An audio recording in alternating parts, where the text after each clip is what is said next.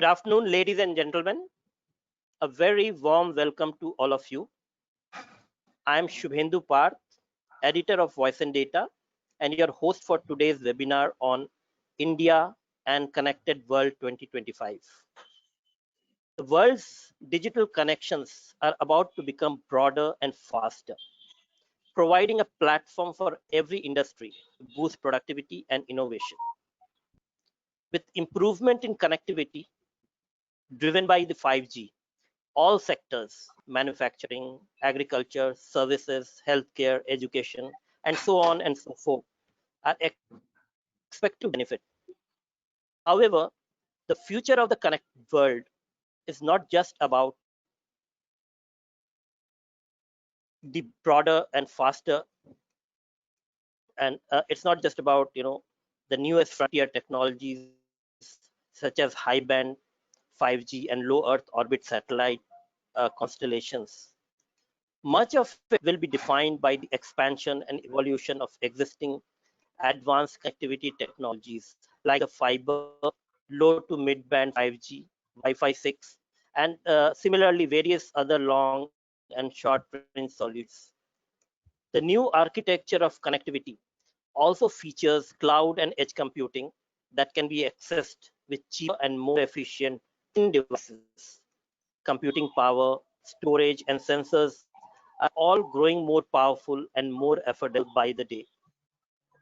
All these trends converge, and as they converge, the connectivity ecosystem will be populated with more technologies, services, and providers than ever before.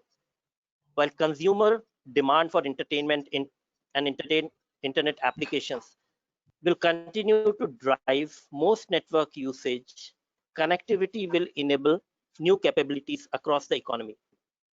In this third part of the webinar series, we will focus on the long-term future goals and deliberate on how the telecom sector, particularly the emerging new 5G technology, drives social and economic transformation and help India become Aatmanirbhar. But before we kick off the session, there are some housekeeping essentials to announce. For the duration of the webinar, the participants will be on the listen-only mode.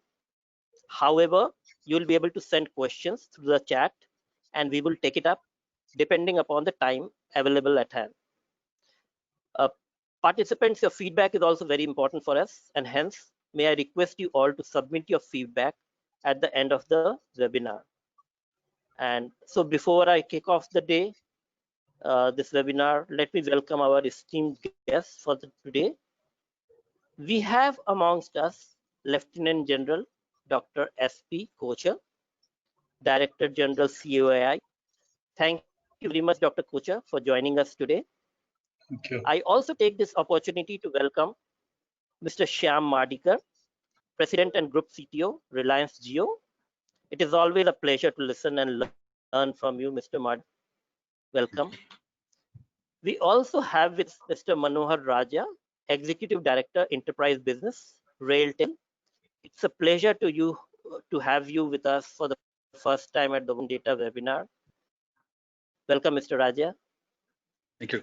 May I also welcome Mr. Sinha, Chief Marketing Officer, STL, and Mr. Gautam Billa, Senior Director, Sienna Communications. Thank you, gentlemen, for joining us today. We have always had it's been a pleasure listening to you guys always. And last but not least, I will welcome Cyber Media Group Chairman, Mr. Pradeep Gupta. PG will be moderating the session. With this, I would like to hand over the session to PG and request him to take the decision forward. We have some poll questions for you between the sessions. Please don't hesitate to share your views. And before we start, we have a quick poll. May I request the team to put up the poll question on the screen? Can we have the first poll question? So the participants, here is the quick poll. Which industry in the next 10 years will transform the most? Manufacturing, agriculture, healthcare, education, BFSI.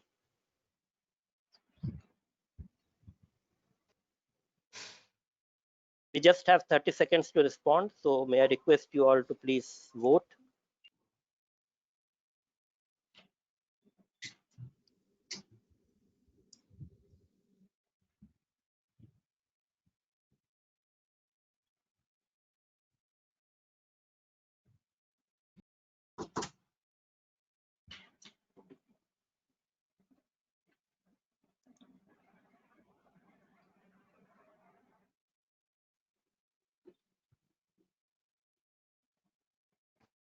And while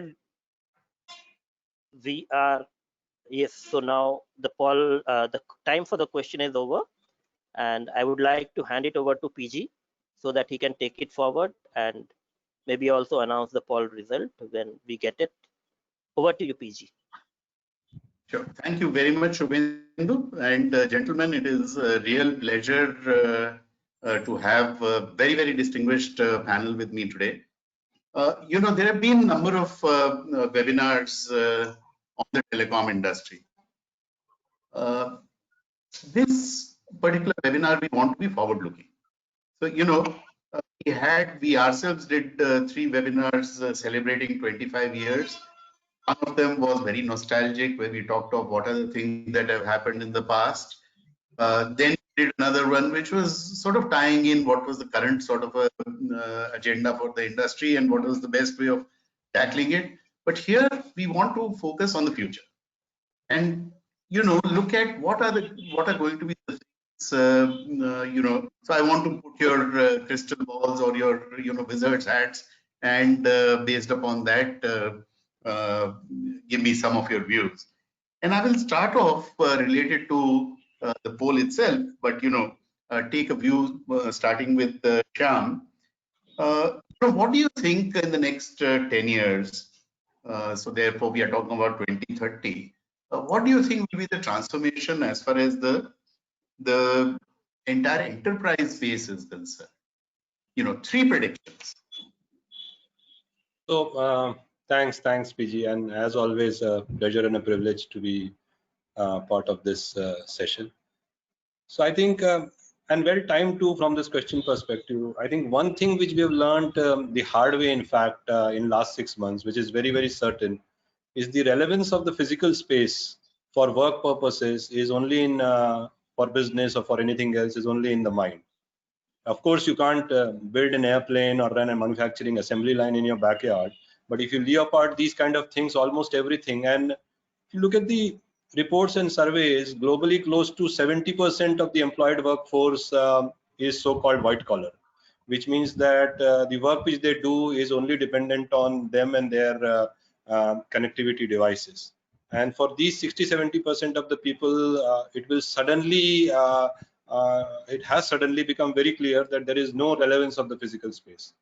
Now, then there is the second part, the remaining part, where there is the relevance of physical space. We're talking about manufacturing units, factories, agriculture, and these kind of things, where you definitely need to go somewhere and do something. And these are the 2 fundamental underlying components of the industry as such. You cut across all adages, be it agro, be it medicine, be it education, health.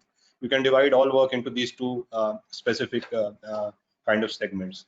First thing, it is not only the connectivity portion which will make sure that people and things are always connected, because that is any which way happening. We are very, very close globally to achieve that for connecting everybody and everything. So I think it's less of a prediction, more of something which is going to complete itself very, very soon. But what happens after that? What are the 3 things which will actually morph this whole ecosystem going forward? I think if you look at beyond connectivity, first thing which we need to be aware is I think what is happening very fast now is this coming together of the basic 3 components. I call them holy trinity of digital, or holy trinity of communication. This is hyper compute, hyper storage, and hyper connectivity. And if you bring all 3 together, what happens is this whole concept of programmability and distributed computing are garnering big traction. So my first gaze in the crystal ball is, once this manifests itself, the whole programmability and the distributed computing, what will happen is almost every system, every process, every workflow, so as to say, will now be stitched on an end-to-end digital fabric. And the moment I say that, and the moment I call it digital fabric, there is no physical significance of this digital fabric. It will get stitched across Australia's to Latin America's to Japan's of the world to Canada's, and across time zones, across geographies, and it will be one single fabric. So this regionalization of workforce, the regionalization of work itself, and all that will actually totally cease to exist, and it will be part of one big global, so as to say, fabric which will run all these global systems and processes going forward. The other big thing which will then get built on this is what I call as networked intelligence. So today what happens is, if you look at 60-70% of the jobs which you and me are doing, this is around planning, strategizing, scenario building, understanding precedences, correlating that, computing investments, driving projects. Now almost all of this will then start coming and getting kind of calculated, if I may use that word, by a mega compute and storage device which will actually be distributed across the board, which will mean that this whole amalgamated wisdom, so it will not be your wisdom versus my wisdom or somebody else who actually existed in 80s or in 60s will have that snapshot of wisdom. It will all now be abstracted, extrapolated, correlated, and then the final analysis from a sharpness and granularity perspective will start hitting. And if you look at one way, this looks that scary, because if this is what you and me are doing 70% of our time, and suddenly there is a machine which is popping up and actually giving us much bigger insights in a second than we could have kind of collated together in a 6-hour analysis with our team, then there is something new going to happen, which this new 60-70% time which comes to us will now be used for what I call as two other eyes. So while intelligence as an eye will become artificial and will become big, two big eyes will come into place, which will drive and fuel the industry of the future. One eye is clearly innovation, because now all of us will have significantly more amount of time for innovation, and all of these under the radar initiatives which are happening. You're looking at eco-friendly initiatives, you're looking at green initiatives, sustainability, you're looking at those divides which are getting built, the digital divide, the economic divide. All of these will then start getting broken, because then the leaders, the people, the executives will now have time to actually go beyond mundane analytics and the mundane decision making of the current to understand how it gets staged. So these two new eyes, as I call them, initiative is one eye and innovation is the second eye. These two eyes will get very big. This is the second thing which I wanted to highlight. Third is this whole platform way of working. And when I say this whole platform way of working, I am not talking about a deep automation, I am not talking about analytics. What I am talking about is this whole process stitched because of this network intelligence and this Holy Trinity acting together in a way that your day job or your business as is becomes very clearly defined, very granular, and very sharper from an action perspective. Actions would be digital, actions will be physical. This means that the focus and the sense of priority which we drive as leaders today will now get very clearly distributed, which means it will never that I will start with my top 10 cities and then I will go to next 100 cities and then I will go to next 1,000 cities, because as a human team we have bandwidth only to do so much. Now this will kind of cut across now because of this whole platform way, because this will grow bottoms up irrespective of whether it is Bareilly or Bulandshahr or Manhattan or Delhi or Mumbai, and then it gets acted upon, which means that this will become big, Pradeep, if I may. That's absolutely wonderful, and I think sets a fantastic tone for the entire discussion. You are talking about, beyond connectivity, you are talking about the network intelligence, and you are talking about the platform sort of an approach. And let me ask the next question to Mr. Raja. In the last 15 years, this platform approach and these ecosystems have actually transformed a whole lot of India. We've had the UPI transformation, which took care of, or the GST transformation, or the Aadhaar and so on. which have Yes. at a big scale made big differences in terms of how each of us as a citizen interacts with the government. So again, the same question to you: what are the three big changes that you see coming in the next 10 years? Okay. So I think from a Digital India perspective, the government has made a very wide and broad charter on how things must be taken forward, and they're very wide. But what is important is when, like Sham said, when this confluence of technologies come together, then so many new things will happen. And like, for example, I think say if 4G, because of 4G, something massive like Uber was created. So with 5G, it'll disrupt many verticals because of the network, and at the same time the computing is growing, and it's going to the edge, and it's much beyond the fiber pipe. So many things will change, and so many things will happen. From the government side, what I think is IoT, the Aatmanirbhar approach is a very interesting things, where the government is now stepping in to say, how can we support Indian technology?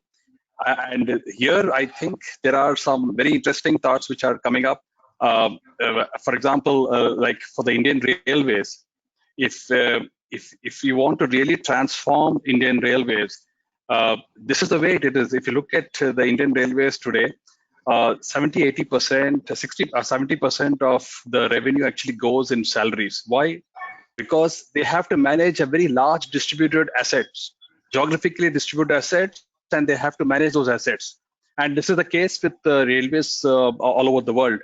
But with these kind of confluence of technologies, almost everything can be smartened out. Every asset, every bridge, every rolling stock, every point machine, everything can be smartened out gradually.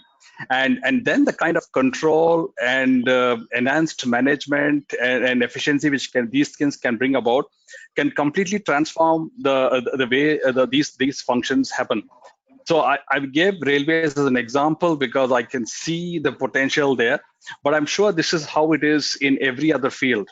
Yeah, whether you go to in the mining, or you want to look at it from the oil and gas sector, everything, the digital transformation is going to be on steroids, and we are going to see a big difference there in the next 10 years.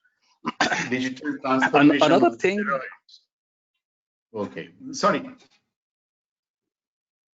Just go ahead. Another thing which I think when you look at a 10-year horizon, I was just thinking, if you look at the last 30 years, the way how we interact with technology is changing. We had desktops, then we had laptops, then we had mobile computers. But in the next 10 years, how is the interface going to be with humans and technology? I think the technology is going to become all more pervasive, and because of the compute power and the speed of network at the edge, we are going to see huge innovation there. I think because another thing is, this is not going to be linear kind of thing. Each of them will enhance the other. And I think that interface, how people interface with technology, I see there'll be some dramatic changes there. Wonderful, wonderful. But I really like this word digital transformation on steroids.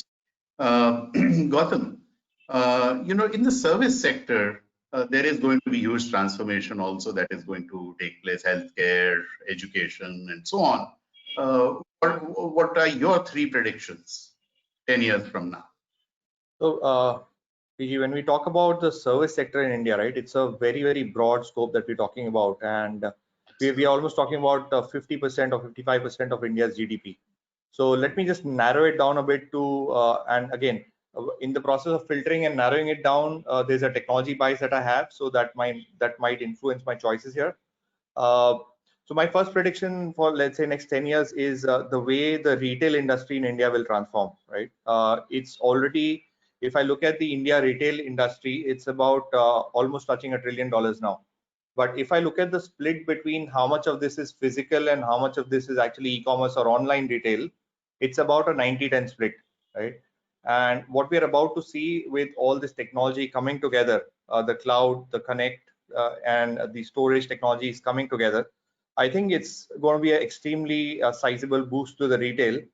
And the convergence of these things coming together is going to drive retail in a way that we've never seen before. So the online retail and e-commerce market, the split is going to change drastically in the next 10 years. That's the first one.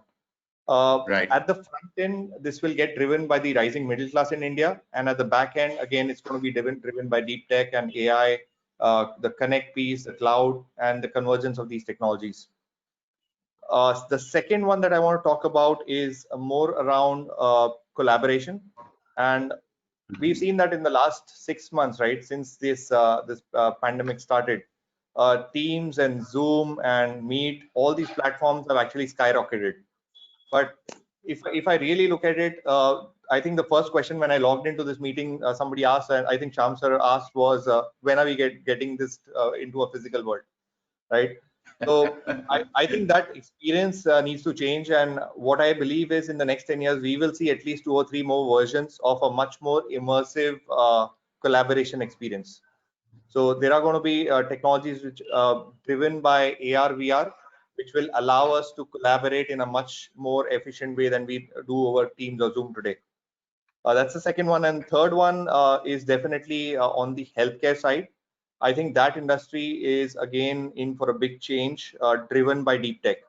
And when I say deep tech, it's in the area of remote diagnostics, imaging, things like accuracy of pathology, genomics, a lot of things, right? So wearables is another aspect. So that's the industry which will really drive a bigger change. And at the end of it all, if I look at a slightly longer term horizon, I think we will all come back to being, or all come back to having a little more human touch to it. So how many times do you get frustrated when you log into a phone banking system and you are trying to navigate your way to find, press 9 to find speak to somebody, right? And you say, thank God. So I think that human touch is going to be important, and in the longer run, we'll have to really balance it out. It's something we call phygital, right? It's physical plus digital. So that customer experience has to become phygital. So those are the 2 or 3 top things that in my mind. Absolutely wonderful, and I think the common theme in all the 3 things that you talked about is the use of deep technologies, and I think we will talk more about deep technologies as we go along. General Kocher, the backbone of all this transformation that the other speakers have talked about is going to be coming from the telecom sector. What are your 3 predictions for the sector, and especially your previous role, you were looking at the skill sets for the telecom sector. So can you also, add the human resources angle to it? Thank you, PG. And let me first congratulate the previous 3 speakers. You've set the stage for me. It's easier for me to come to the same conclusions what you have said. I'll come about it in a little different manner. Being a Panditji or being a Jyotshi is not an easy task. So therefore, I'm going to use some Panchang. And my Panchang are some statistics which are floating around in the environment. I would like to give some important statistics. Worldwide, there are 5 billion people on mobiles and a 70% annual growth rate in traffic. In India, 70 million 5G connections are predicted by 2025. Whether it gets delayed or not is a separate question, but this is the prediction. 80% population will be on internet worldwide by 2025. 80% traffic on internet is from TV or video, and 60% of the digital workload will be on cloud. 1/3 of the subscribers will use VR by 2022 worldwide. 1 trillion loss to the industry by cybercrime. That's a huge loss. The infosphere is set to double with 20 billion smart objects on internet by 2021. This is the prediction. So these are humongous numbers. And seeing these numbers, we find that there will be an increasing competitive pressure on the core business of telcos. It will dictate them to become an ecosystem player rather than a vertical player, a sort of a horizontal.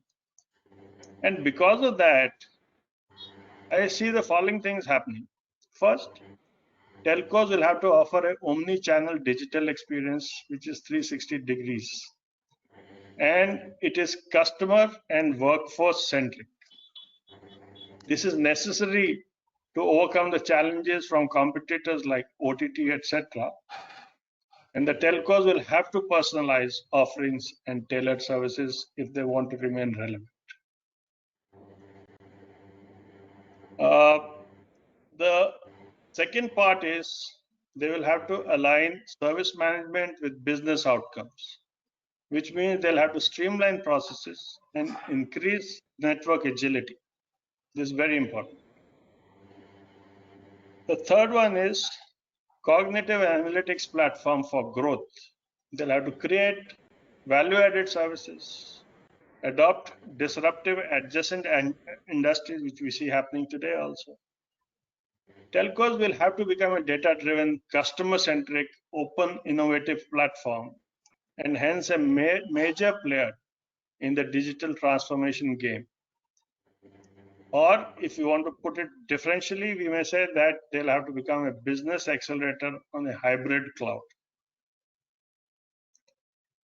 Next in this is telcos will have to exploit business opportunities emerging out of challenges from a fully interconnected world, and this includes cyber challenges. They will have to offer business differentiation by creating trust and new security service value propositions. So these are some of the things that telcos will have to transform into, and the technologies which are going to aid them, which have been brought out very lucidly by my previous speakers. Some of the technologies are obviously 5G, AR, VR, AI, assisted robotics, machine learning, blockchain, and for the first time, we will see human-machine communications. Mhm. The second technology head I would like to put across is IoT and Industry 4.0. The third, which will be coming up in the first tranche, would be quantum computing and communications. It's not only quantum computing, it is already there. Quantum sciences will enter communications too. Going beyond 2030, 35, we will see machine learning chips emerging. We will see cognitic robots emerging. And like it was mentioned earlier, the desire of human beings to be close to each other will see that 5G, 6G gets introduced very soon, between 35 and 45. So these are some of the things which will emerge. So therefore, they will have an effect on jobs too. We will increasingly find that the jobs as we know them today are going to vanish. And the jobs that are going to get created will be in cognitive sphere. There will be cobots. We will have humans working along with robots, and hence a new specter of cobots will come up. We will start getting robots who have feelings and who are not only dependent on the data sets that are given to them. This work has already started, incidentally, that their robots are being trained to have human values. Yes, it was science fiction 5 years back. Today, it is no longer a science fiction. We will, like Shyam mentioned, we will have to learn how to work on digital highways rather than physical highways. And therefore, how to get this workforce into an efficient mass, which delivers what is required to the core team, which may still remain physical, is something that we will see happening very soon. And it has started happening, and COVID has accelerated that. Jobs will have to be multitasked. and people will have to learn many skills, and they'll have to keep reskilling to remain on top of the curve. There will be a premium on retention, and hence there may be that people will start working from homes as consultants, delivering what they have to deliver, and it'll be outcome-based engagement with the core team being full-time, integrating whatever these so-called spokes have generated. So these are some of the changes that I see coming, and there will be a huge amount of work required to handle that. Wonderful. Business acceleration on a hybrid cloud, cobots, changing the entire workforce. Manish, let's look at the Bharat part of India also. We also have SDG goals.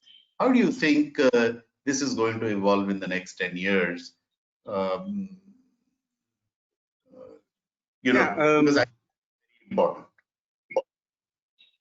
So I think very interesting conversation, and I'm so excited by the different views that everyone has. My view is actually very similar, but I think when we all look at the future, we see different things. So I'm seeing a lot more about India and what's happening to the larger populace of India. I mean, as General Kocher talked about, it's not yet connected, and Shyam said it will become connected, right? And that's a given. But what happens is that I think in the next 10 years for sure, there is some real world-class connection to everyone. And what that means is I actually see it will lead to fairly significant amount of local employment. People will live and work there. Migration, which has been an extreme important factor for moving people around, and also has been an important factor for, I think, a lot of the pollution and all those complications that we have to solve as humanity is also driven by that. Migration will come down significantly. I can see that the rate of growth of job creation in small towns and villages is going to be one of the biggest change that I think it's more a prediction, but it's also a hope, I would say, that would happen. And as a result, we'll see less overcrowded cities and more opportunities in villages and small towns. And to me, that's one of the biggest ones that I see happening. And this will all be helped by the different things that we talked about, right? So including the fact that this cannot happen in the absence of a really good hybrid cloud environment. So I'm assuming that's happening, and that's going to change. It will also fundamentally lead toward what you talked about, which is the flexi workforce. So people will actually plug in from different parts of the country into a central work team for a corporate or for any kind of the body that exists. And this will start. I don't think in the 10 years period we'll see it fully reach there, but it will probably be maybe around, I would hazard a guess that 20 to 25% of the workforce is going to actually be flexi, working from remote locations. That's my first prediction. And the second one I have is a little bit about India influencing the world. I would say the Indian technology, telecom, environment, right? Whether it is the telcos or the service providers, will actually have a fairly big role to play in the next 10 years at the global scale. Two fundamental reasons to it. One is that the next half of the world that has to be stitched together by the internet is more like India than like California. So our ability to actually manage what we are able to manage here will become extremely important for the world. And I also see that the Indian government and the Indian private players are actually very global now already. So they will use this power and go and support the actual growth of technologies outside India significantly. Again, I'd say somewhere by the next 50% of the connections that have to happen in the world, right? Indian technology will be behind 20 to 30% of that, and that will be a big boom to actual export income or Indian technology and soft power growth in the world. That's my second prediction, and all of that, is actually I'm talking about what Shyam talked about, which is virtualization, the holy trinity. We will actually work on that and take that technology outside. The third one that I think is actually more a hope. I don't know if it will happen in the next 10 years. It's a difficult one, which is similar to what Lieutenant General Kochhar talked about, which is cobot type of thing, which is mixed intelligence. There is a very clean form of AI that's being worked out with tools like TensorFlow and and fast AI, which is working on singular intelligence like computer vision or audio handling. There is very little work right now that can actually be easily implemented. So you can't take the technology of autonomous cars from Texas and launch it in, let's say, Chandni Chowk, right? I mean, that can be real chaotic. But the world is a lot more like Chandni Chowk than like Texas. So I think this whole new field of mixed intelligence, AI assisted humans and humans assisting AI, will actually be born a lot more in India than elsewhere. And it will lead to many things in India that we can't imagine, like automated public transport, global education standards from India to the rest of the world. So a mix of that. That I think is more a hope. Maybe more 15 years, if you said, I would say we'll get there. And if we jump over to, let's say, Manish, 5 years. Oh, I'm sorry, Pradeep. Go ahead. Yeah. Manish, thanks for painting this picture of of how India would look like. It will take a lead. There will be remote jobs that will be created, and we're talking about a complete sort of a transformation taking place, and in turn that helps the SDG goals. Gentlemen, we have overshot our time, but I'm sure we will catch up in the next sections, because my next question to you, I want a single line reply. And that reply is, and I think Manish, that is why I stopped you, because you were heading towards that, is what do you think is going to be one thing that will happen? I really want you to be a Bhrigu and tell me what is going to happen in 2045. One sentence. Shyam. I think people will only move to meet their friends and families. Everything else would be would be done out of the screens. Okay, wonderful word on the screens. Word on the screens. Manohar. If I have to say in one sentence, I think technology would kind of disappear into the background. It'll be so pervasive, it'll disappear into the background and everything else will happen. Okay, deep tech becoming ubiquitous. Gautam.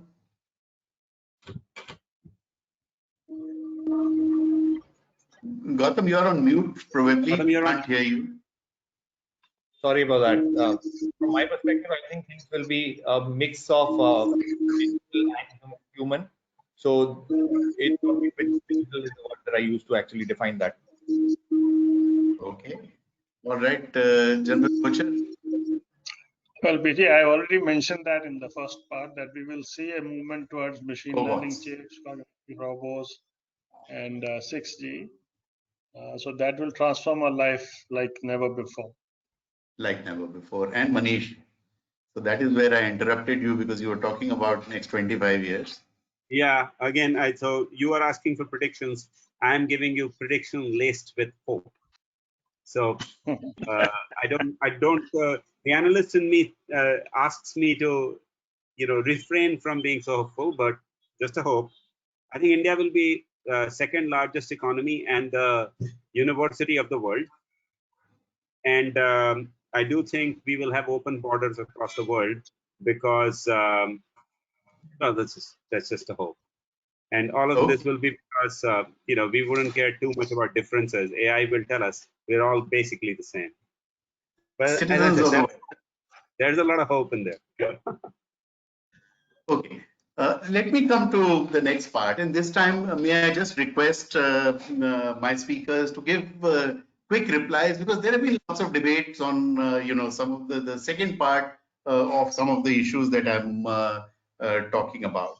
And this is on 5G rollout. That what is it that we should be expecting in the 5G rollout? And let me start with you, General Kocher. Where will the investment come from? This is the big elephant in the room. What sort of new business models will emerge? Okay, PG, let me again start with some statistics. Telco's investment over the last 20 years is 11.24 lakh crores. And they have a debt liability of 8.4 lakh crores. They require another 2 lakh crores in the next 2 to 3 years. Internationally, the investment is going to be 60 to 70 billion dollars for 5G. Okay, but the flip side is that we all know that 5G will generate worldwide, if you see at the predictions, $3.3 billion, $3.3 trillion by 2035 direct, and $9 trillion by social value. That's a huge amount of money. In India, out of this, we will have $1 trillion by 2035 and 26 billion by 2026 itself. So it makes business sense. And driving this will be 10,000 crore IoT devices by 2035. Robotic process automation market size is expected to reach 13,500 crore by 2035, which again requires investments. AI will boost India's annual growth rate by 1.3 percentage points by 2035. Huge. In India alone, FTTH is estimated to potentially generate 80,000 crores of revenue in the next 5 years. So where is this coming from? So what we are asking the government is to look at the telecom sector as an essential service. These figures show that many industries will grow on telecom. Without telecom, these figures are not achievable. And I'm not saying may not be achievable, I'm saying they are not achievable. It's emphatic. So therefore, the government has to look at telecom as a foundational sector, as a horizontal sector, and as an essential service like water and electricity. And accordingly, they should tax them. Accordingly, they should put levies. And if possible, give it free. Many countries have given a lot of facilities to telcos free during the formative years so that the rest of the economy grows. So these, and if it is an essential sector, then it becomes the duty of, the government makes the roads, the government puts the water supplies and so on. So, perhaps it becomes it's a PPP. It's a PPP. It's not only the government. PPP kind of model. Yeah. Okay. That's a good point. So, perhaps different new business models. Manish, of course, there have been lots of challenges in terms of the physical rollout. So, do you see some major changes taking place there over the next 5-10 years, ROW and so on? Or, is it going to be business as usual? I think it's essential that there is some changes that we see, right? Do I see it happening? I already see that a little bit of competitive nature is coming between governments of trying to be ahead of the curve. And obviously, COAI and the government is trying to make it happen. I do see it will probably resolve in sooner than 5 years because, frankly, the 5G rollout is going to need it. Now, I think it's a chicken and egg there, right? The spectrum problem being solved, the fiscal gaps that exist in the telcos have to be solved. But as soon as we are moving ahead, we will need the implementation of actual physical networks much faster. So if we actually have to go digital, somewhere the digital has to be converted to physical, and that cannot happen without a rollout. So I think ROWs will improve, but see technologies like robotic implementations and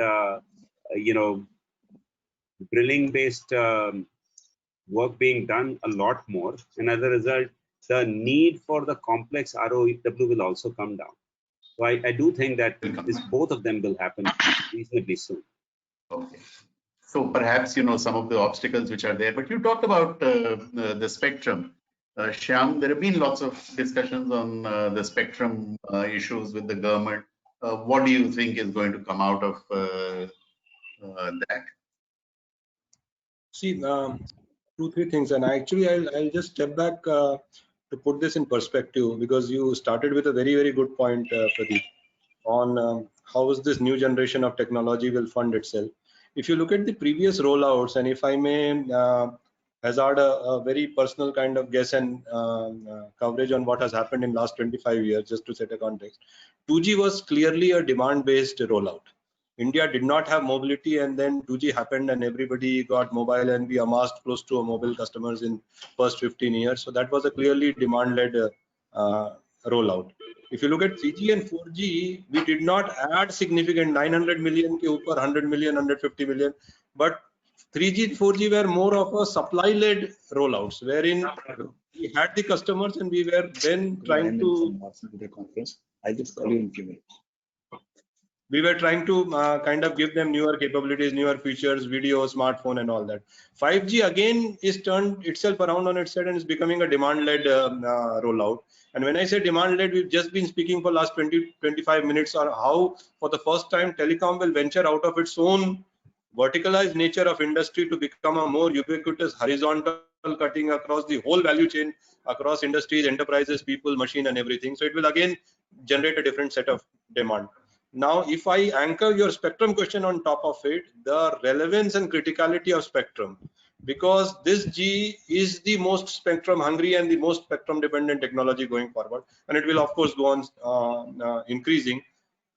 Thankfully, our understanding on how to use the spectrum and how to manage the spectrum over the last 25 years in India and much bigger time over the world is continuously getting sophisticated. Spectrum is getting open, it is getting technology agnostic, the radios are getting sharper, the controllers are becoming programmable. So what I believe is our ability to use the same hertz to generate more bits is actually growing big time. And thankfully now, since the WRC is there, the other international bodies are there, there is more or less a unified way in which this whole spectrum distribution is being looked at.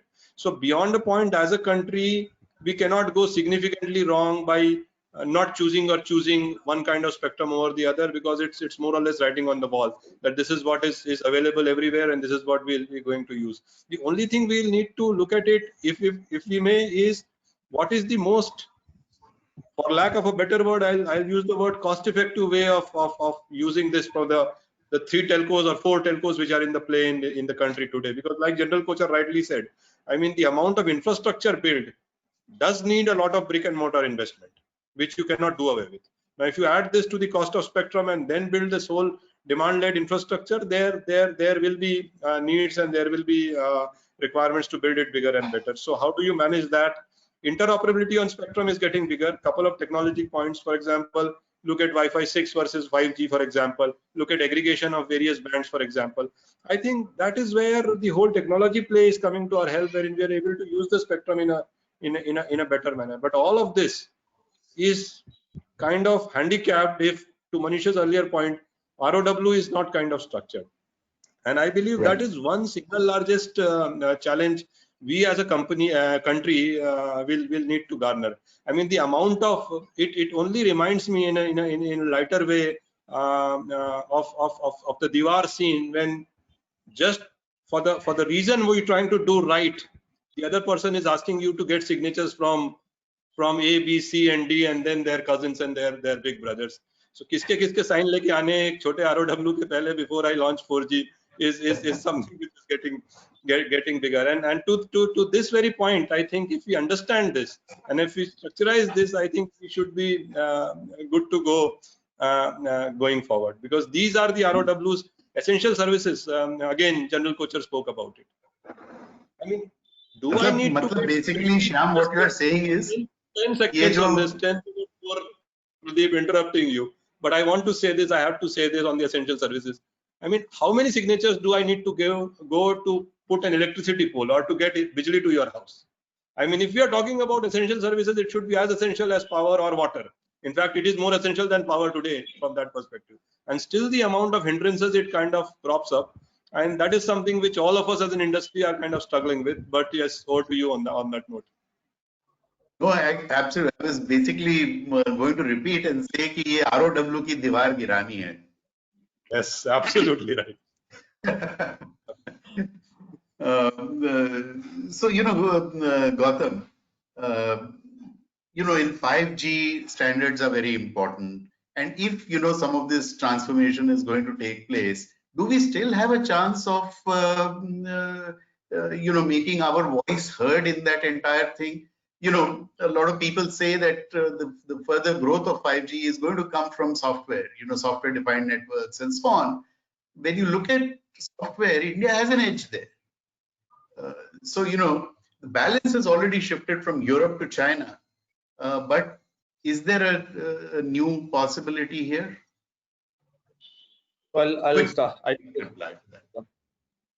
Sorry, Pradeep. So I'll start with the standards piece of it. When I look at the global standards or telecom standards, right, they are generally in two categories, right? The first set of standards are a more traditional standards, and these have been largely driven by larger vendors, the vendor community, and pretty much a lot of time they've been kind of used as a barrier to entry for the smaller players and for the startups, right? So that has been the case for a while.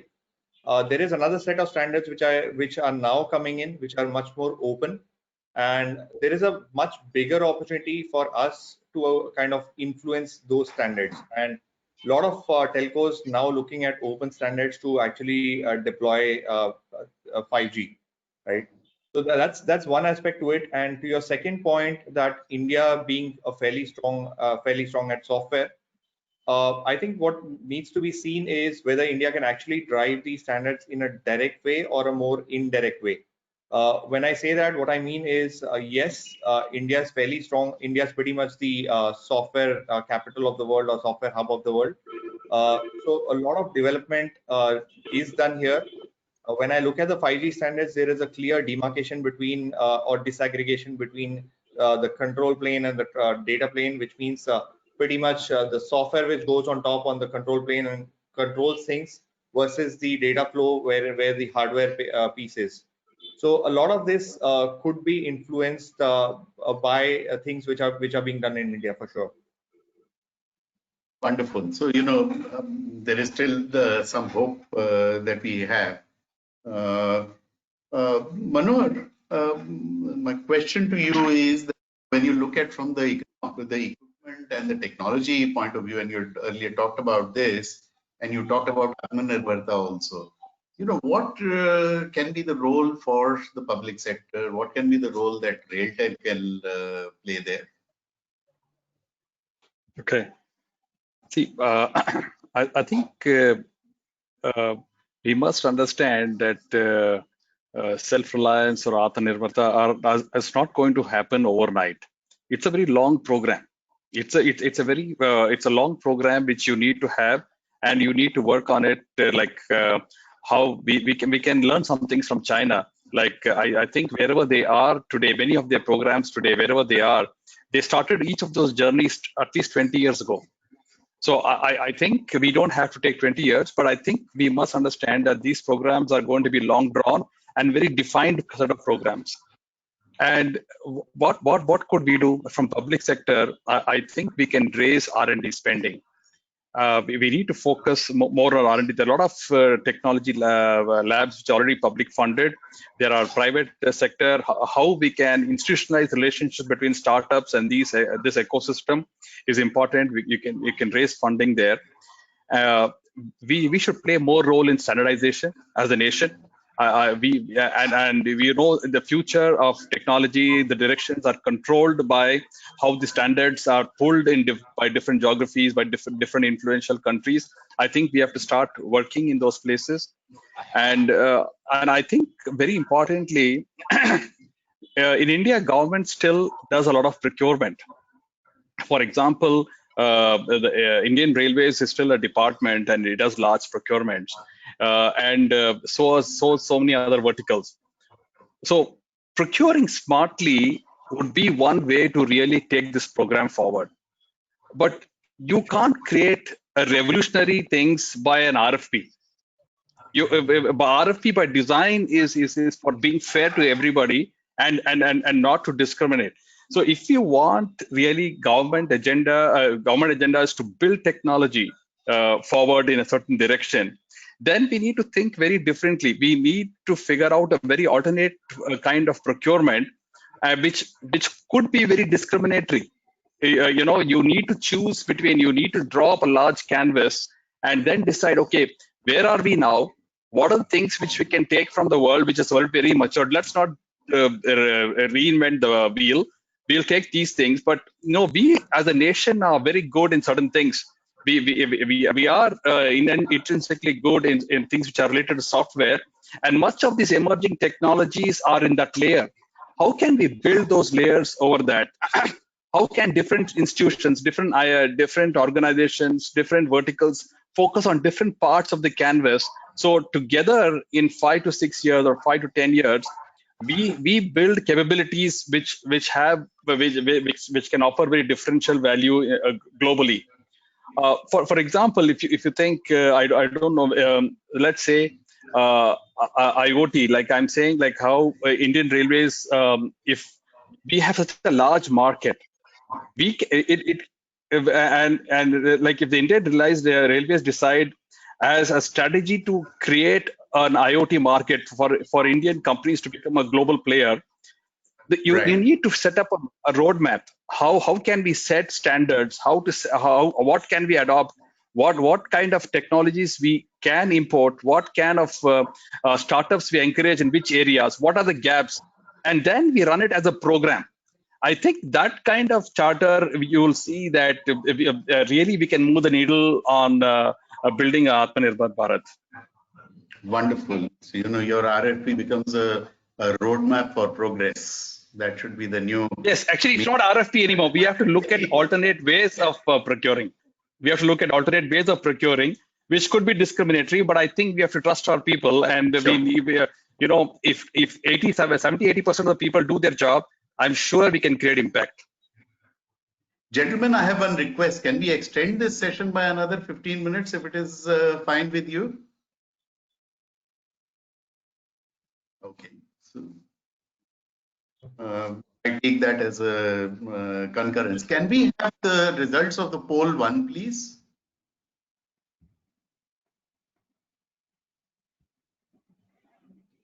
Manufacturing 36%, 26% healthcare, 15% education, 10% in terms of the banking financial institutions, and 13% in terms of agriculture. So the big change that we are going to be, audience feels is going to come in this area of manufacturing, healthcare, and education. So thank you very much. Can we also have the second poll? I wanted to do one more poll. And can we have the second poll? We referred to this earlier that in the next 15 years, which geography will take the tech leadership of the world? US, China, EU, and India.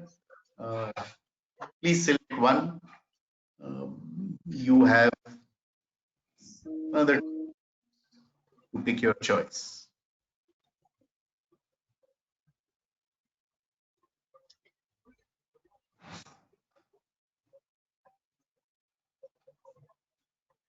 Can we come back to the panel, please?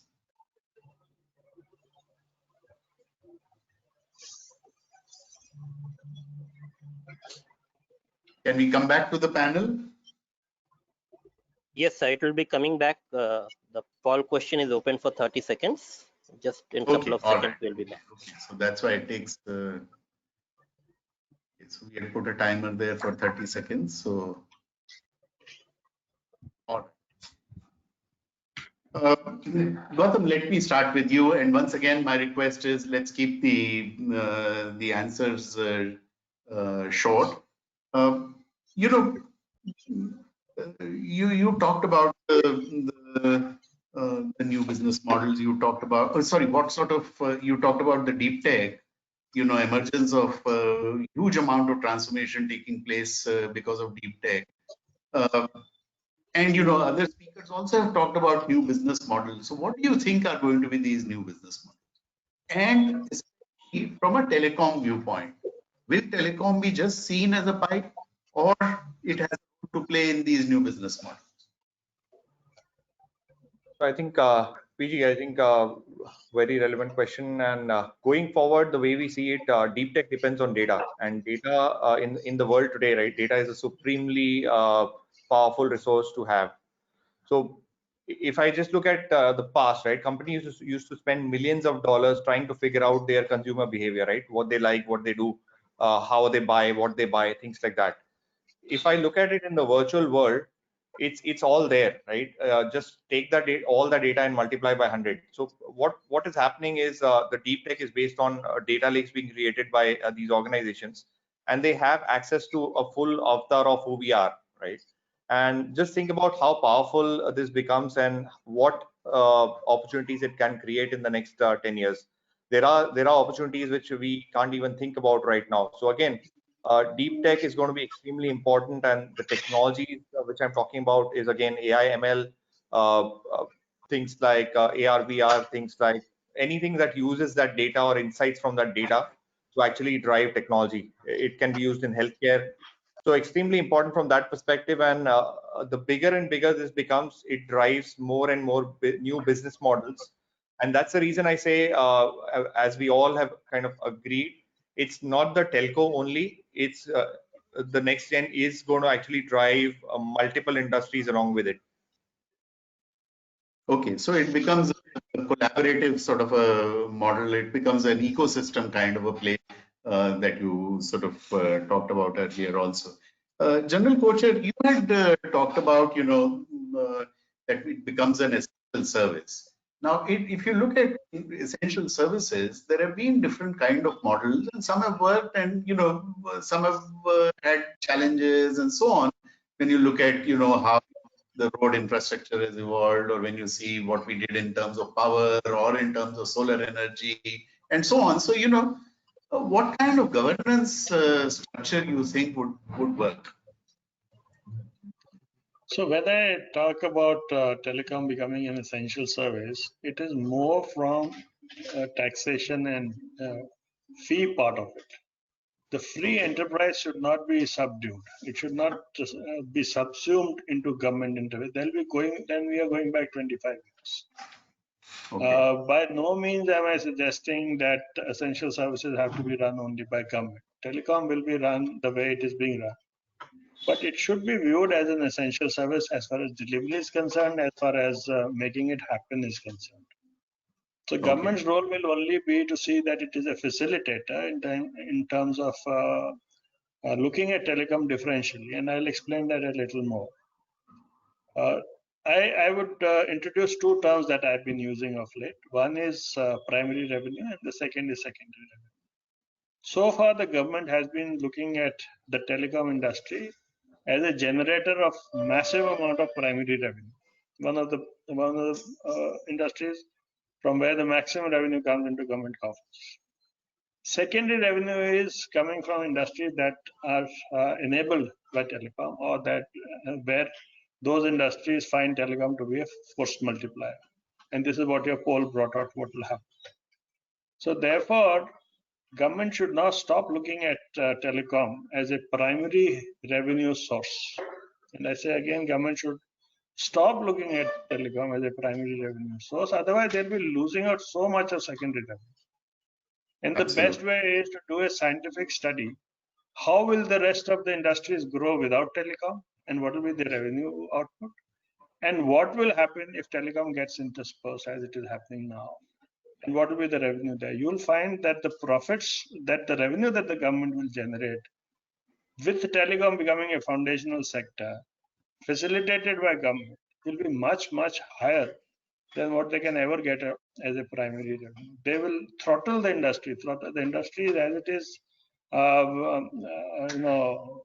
dying because of the amount of money they have spent and the amount of money they are expected to spend. But if they become a facilitator and become strategic in vision, and they look at telecom as a canopy which will encourage other industries to come up and grow, then we are heading towards a strategic India that will have a $5 trillion economy that the Honorable Prime Minister has been talking about. This is one. Wonderful. Yes. So essentially what you are saying is that, stop looking at it as a golden goose. You can't have a situation, as you said, you shared the statistics earlier, that you can't have an industry where 75% of investment is actually debt, because that will kill the entire industry. And therefore, the framework should be a nurturing framework to ensure that together the telecom industry can actually grow. Thanks a lot. I think that was put very, very well.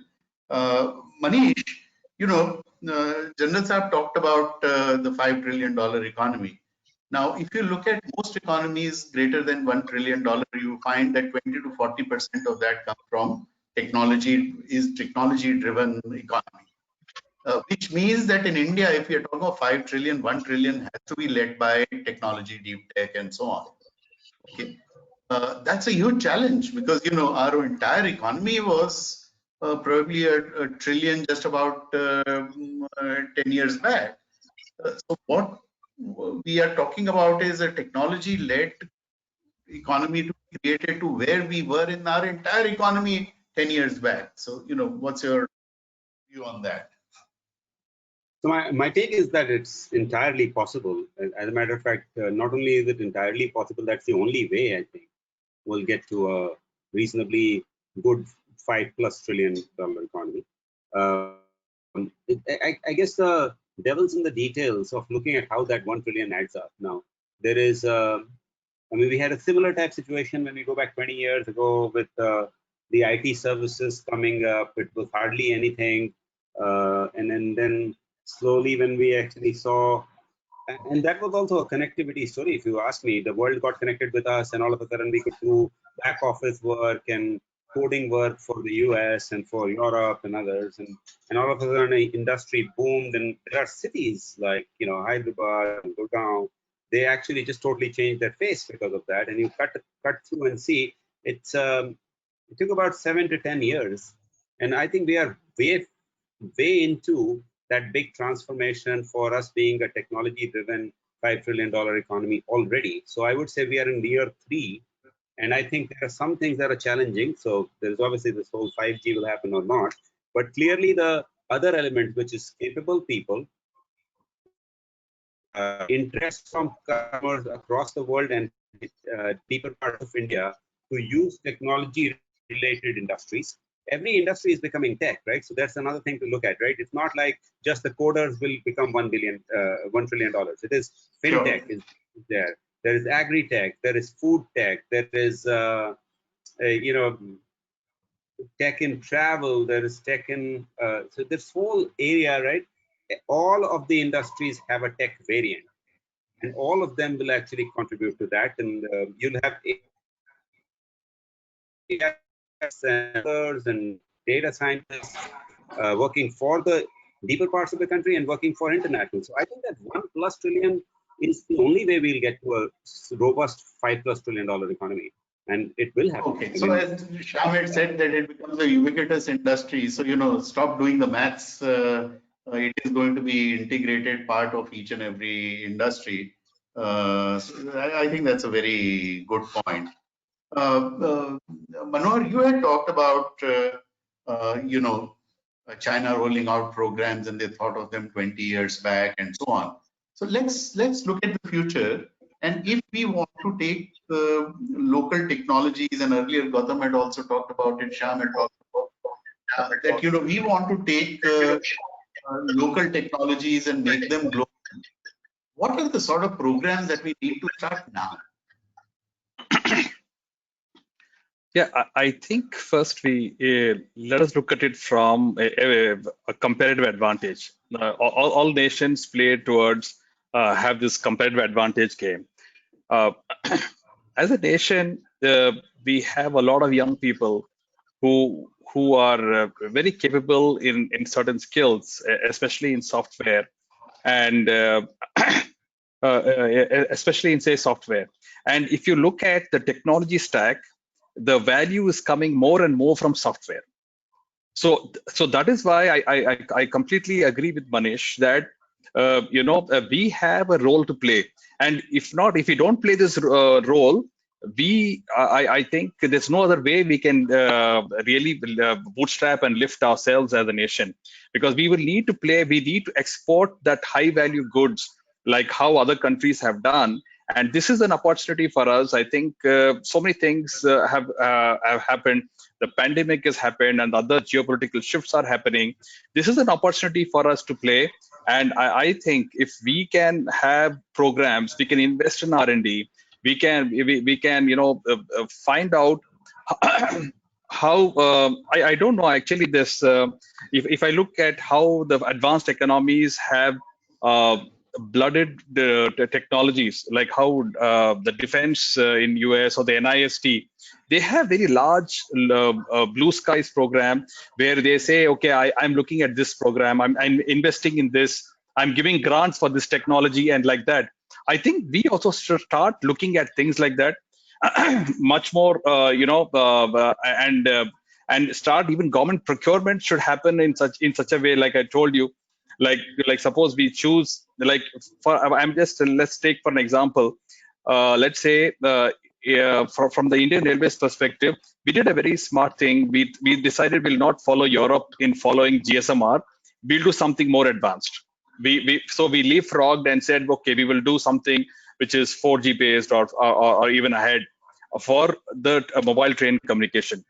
Now, this is something which there's no standards worldwide, but we can create our own standard. We can set the standard, and probably we don't have to follow the European standard. Many emerging economies can follow our standard. It'll definitely be a bit more frugal.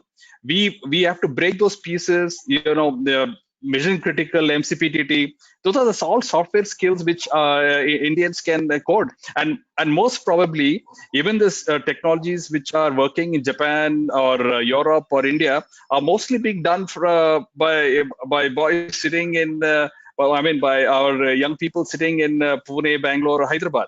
So it is a fact, like, how can India leverage? How can we lift them up and create those products which can then sell globally, and how we can think that? I think that is a framework, and that is a program which will aim.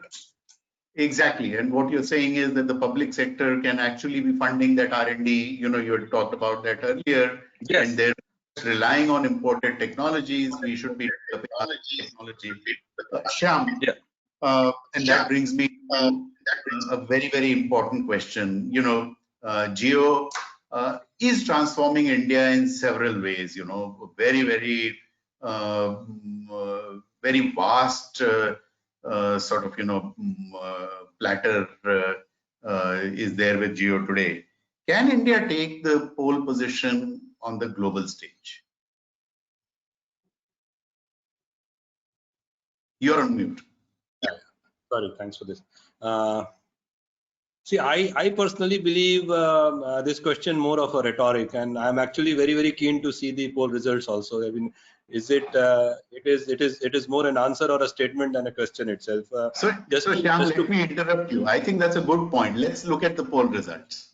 Okay. I'll come back to you. Let's look at the poll results. What do are we ready? Can we have the Ashok? Can we have the poll results for the second question? Okay. Oh. We still have 76% of the people. Okay, can we come back to the panel? So, that's the kind of dish that we've always had. But, I really like what Manohar was saying earlier. China started some of these things 20 years back. So, if they have made a maglev train, they handled it in a completely different manner as compared to what we have done. Yeah. So over to you. You're right. I think those are some very good learnings. In fact, Manohar alluded to some of them. But before I come there, I think let's understand the ingredients of being at the pole position. I think one of the biggest, and there are 2 or 3 or 4 very clear ingredients, and if we can tick ourselves in all the 4, then we can actually empirically prove that the question is a rhetoric. That's how my approach for next 2 minutes would be.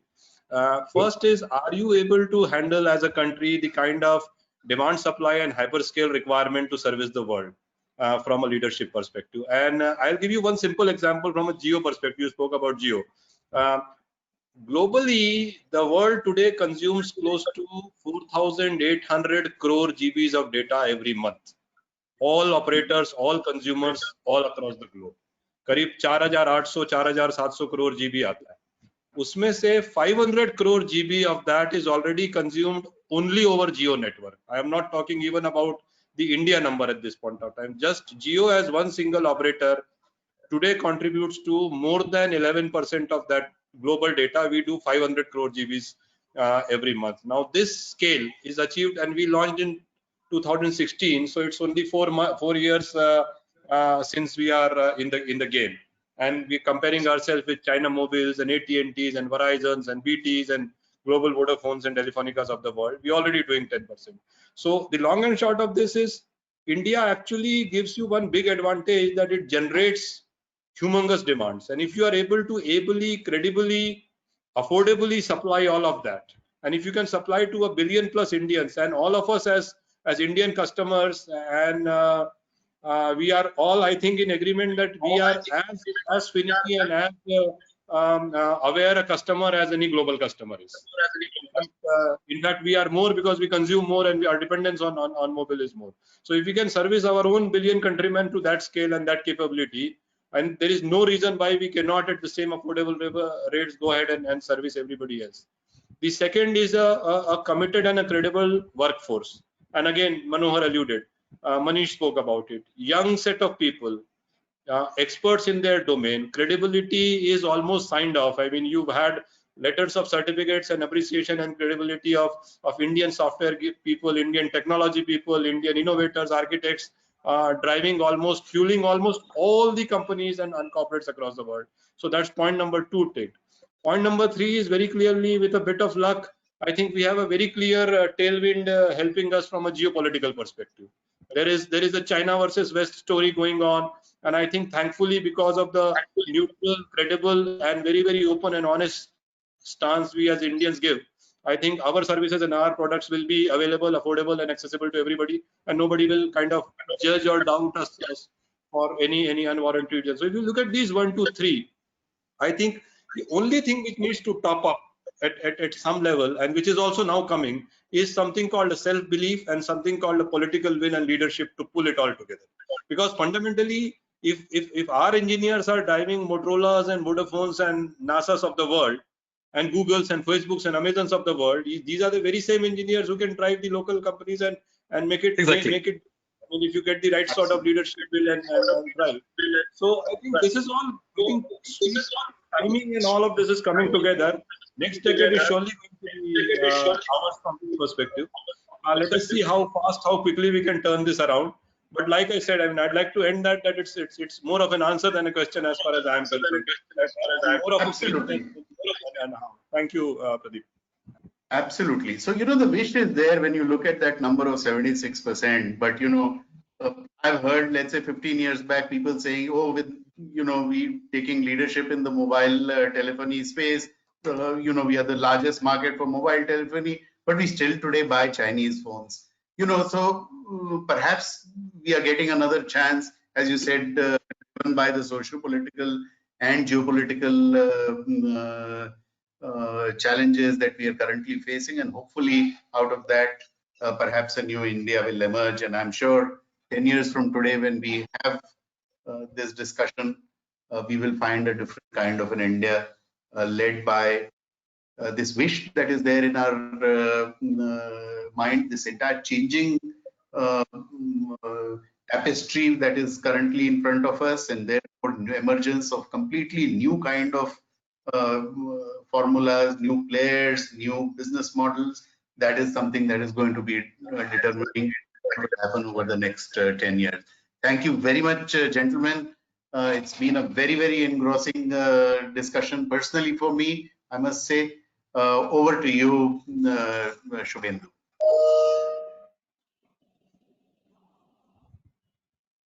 Thank you, PG.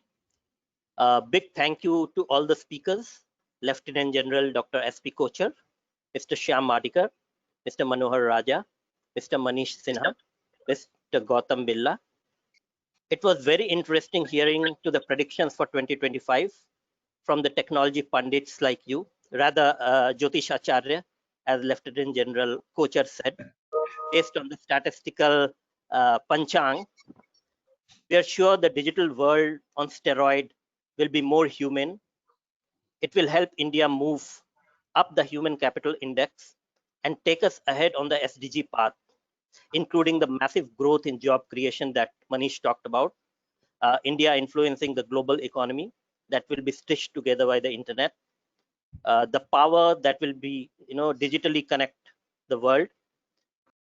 I also like the 2045 predictions that India will be #2 economy. Most work will be done through the screens, AR, VR, and how AI and human will be working together to make it a much better borderless world. Again, a wishful thinking that Manish talked about. Uh, However, for all this to happen, there is a need for political will to make it, the policy framework, infrastructure changes, and presenting it as a major role uh, played by the telecom sector as an essential service. As an industry magazine, Voice&Data will continue to raise questions and bring together experts to exchange ideas. And this is part of our doing a bit to drive this change. Thank you, PG, for driving the session and leading the discussion so wonderfully, as always. On behalf of Cyber Media and Voice&Data, I also thank all participants who joined us today. I'm happy to inform you that today's webinar will be available as video on demand on the Voice&Data YouTube channel for you to watch it again and share. We will now call it a day. But before that, may I request all participants to please share their feedback through the form that will soon be visible on the screen. And with this, signing off now, this is Shubhendu Parth, your host for today's webinar. Stay home, stay safe, and keep reading Voice&Data. Jai Hind. Thank you. Thank you. Thank you very much. Thank you. So much. Bye.